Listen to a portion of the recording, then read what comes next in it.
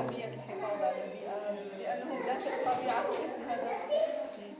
الأطفال درك راهم فرحانين، راهم أصلا الأشياء هذه موجودة عندهم، دابا يشوفوها في الحياة هذه حاجة مليحة حقيقة. راهم حتى نفسيا مرتاحين، مش كيما قبل.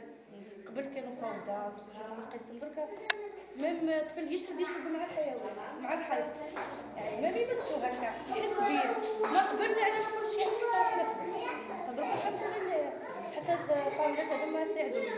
قبل كانوا طاولات عاليين والطفل ما يقدرش يكتب، ما يقدرش، بصح دركا يعني ها يكتب بطريقه جيده والانتباه ولا مليح معايا. كيفاش كان ممكن شعورهم هما يدخلوا بعد العطلة مباشرة؟ شعور ما نحكيلكش. فترة صباحية كاملة ما قدرتش نخدم، يعني غير مع الحيط وحايرين ويمسوا. ثم الطفل كي يلمس الحيط في بالو بلي راه راح يلقى داك الحيوان.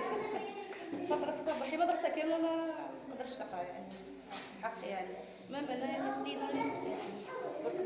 حابين تكملوا في هذا المشروع يعني تربية النباتات الحيوانات الصغيرة؟ ماذا بينا وحنا في حاجة للنباتات، تعرفي بلي النبات ثم الروح تاع الرئة تاع الإنسان. ماذا بينا حنا التلوث اللي عايشين فيه مش حاجة قليلة، ماذا بينا نحافظوا على النباتات.